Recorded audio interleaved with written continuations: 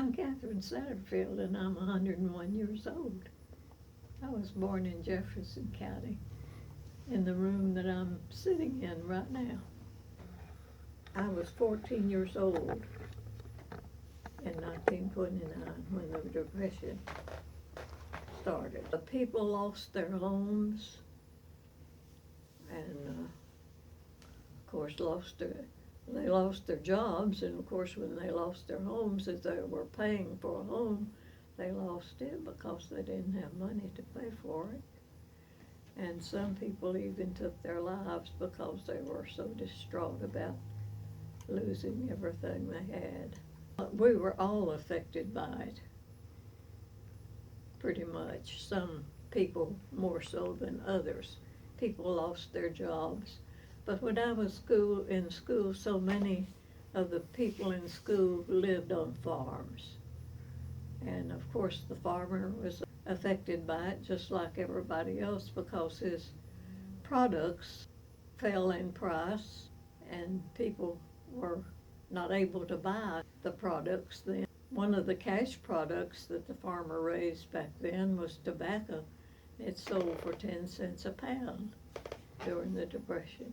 In Knoxville, one of the leading jobs, Southern Railway, employed a lot of people. Where I lived, many of the students in school lived on farms. Not many lived in the little town where I lived. People were without jobs, and when you were without jobs, it's hard to get food. We were blessed because we lived just outside the little town of Newmarket and had 10 acres of land, and Dad kept 2 or 3 cows. We had chickens and a good garden. The cows furnished our dairy products, our milk and our butter and our cottage cheese. Mother made the cottage cheese and churned the milk for the butter. Then we had a good garden. We had fruit trees, peaches and apples, and Mother canned peaches. We had cherry trees, she canned those, and in the winter we had pies out of the fruit. We had plenty to eat. Dad also raised 2 or 3 hogs and butchered those when the weather got cold in November, so it would be cold enough to save the meat. And we had plenty of sausage and tenderloin, backbone, ribs, and then the hogs were cut up in pieces and put on a table, and they were covered and rubbed in with a salt and brown sugar and pepper mixture to cure the meat. And I forget how long they had to stay on that table, a certain length of time, and after that they were put in white bags and hung in the smokehouse to cure. And later on in the winter, they were taken down as needed to eat. And we still had hog meat in the summer. We had the country ham in the summertime to eat.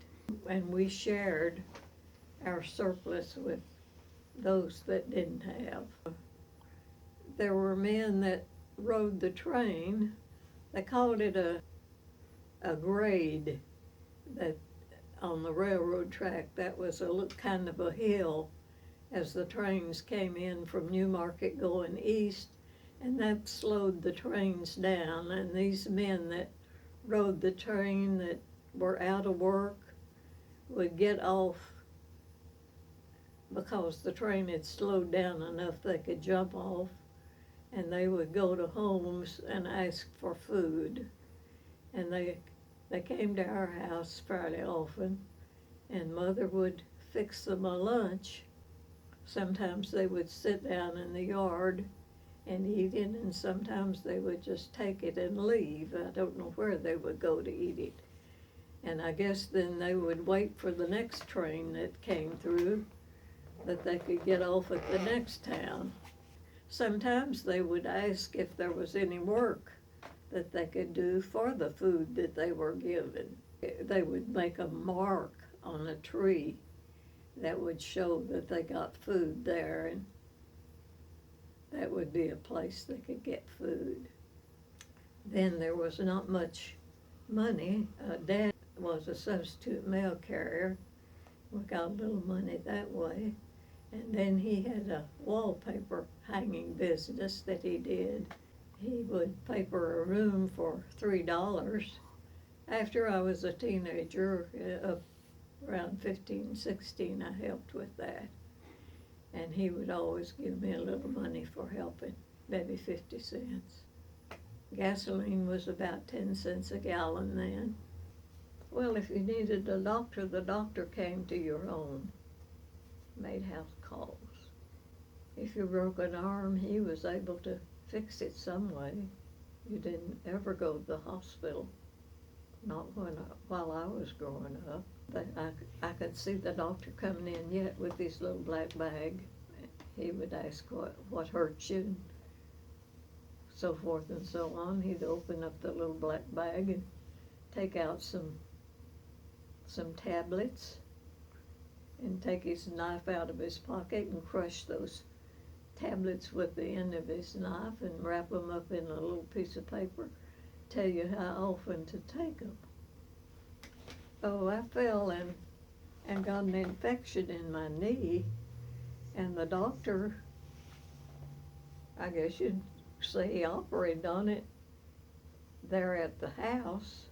Mother had a cousin that was visiting, and he showed her how to make a cone with newspapers and put cotton in that cone, and then they put ether on the cotton and then put that over my face and put me to sleep while he opened up the infected place in my knee and cleaned it out, and I wasn't able to walk for a few weeks. I missed school. When I went to school, and this was from the time I started until I graduated from high school, parents bought the books. Books were not free. So that made it a little hard during the Depression to buy books. So when you bought new books, you were instructed to take good care of them, because the next year you could sell your books for half price. And that was a help to the people that were coming on. When I was in school, we did not have cafeterias. Everyone took their lunch. And we didn't have gymnasiums either. By the time I was in the 5th or 6th grade, we had a new building, and we had the furnace heat and the restrooms we'd had outside. When we were juniors in high school, a salesman came. He wanted to sell us our class rings that we would be getting when we were seniors. And one of the boys in the class said to him, "Don't get out anything to show us. We won't be buying any rings because our parents are having a real hard time financially, so we are not going to be getting class rings." So we didn't get class rings when I was a senior in high school. This boy that said that hadn't even talked to the rest of us about it, but no one disagreed with him. I've had interviews about this before. That's always been one of the questions. What do we do for fun?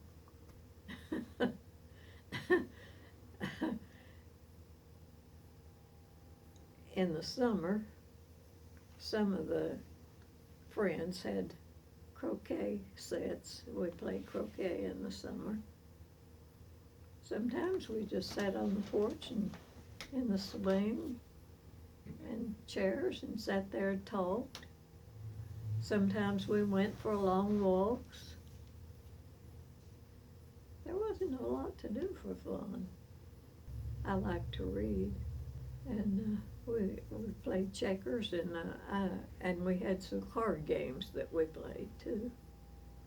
There was a movie theater at Jefferson City, but there wasn't money for movies.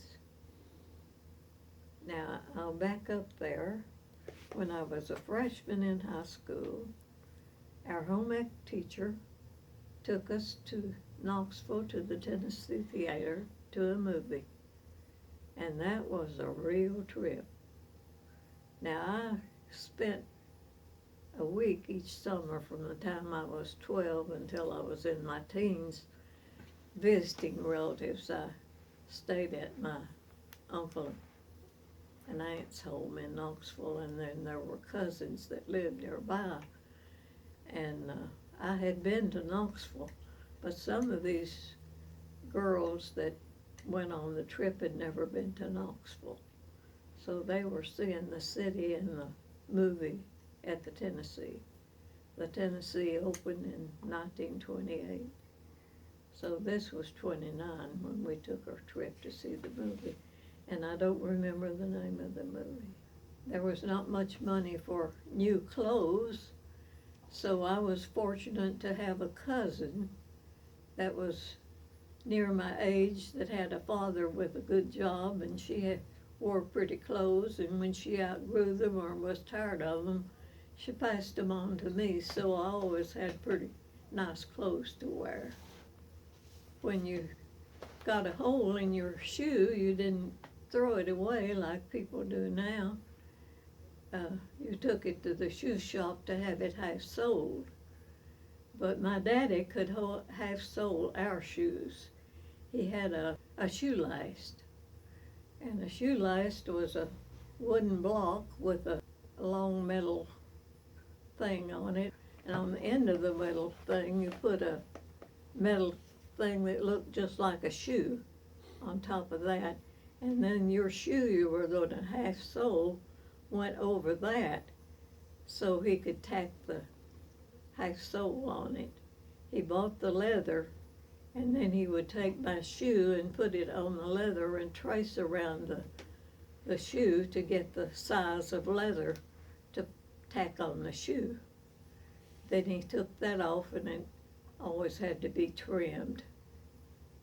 It was kind of rough while he was tacking it on there, so he would take that shoe off and trim it. Well, one of the things that Mother saved was string. You used string to tie things. You didn't have tape to stick things like we have now. Things were tied with string.